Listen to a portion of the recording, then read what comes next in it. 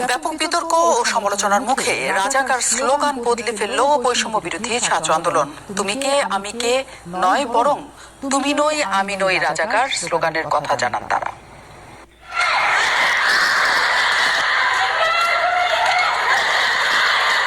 রবিবার মধ্যরাতে নিজেদের রাজাকার দাবি করে স্লোগান দিয়ে বিক্ষোভে নামে বৈষম্য বিরোধী ছাত্র আন্দোলন। বিতর্কিত এমন স্লোগানে উত্তপ্ত হয়ে ওঠে ঢাকা বিশ্ববিদ্যালয় সহ অন্যান্য ক্যাম্পাস। এমন ঘটনায় ওঠে সমালোচনার ঝড়। মহান মুক্তিযুদ্ধের একটি ঐতিহাসিক স্লোগানকে বিকৃত করে বাংলাদেশের ইতিহাসে অন্যতম ঘৃণিত শব্দ রাজাকারের সাথে নিজেদের তুলনা করার এই ঘটনায় তীব্র প্রতিবাদ জানায় সম্মিলিত সাংস্কৃতিক জোট সহ দেশের বিশিষ্ট জনেরা।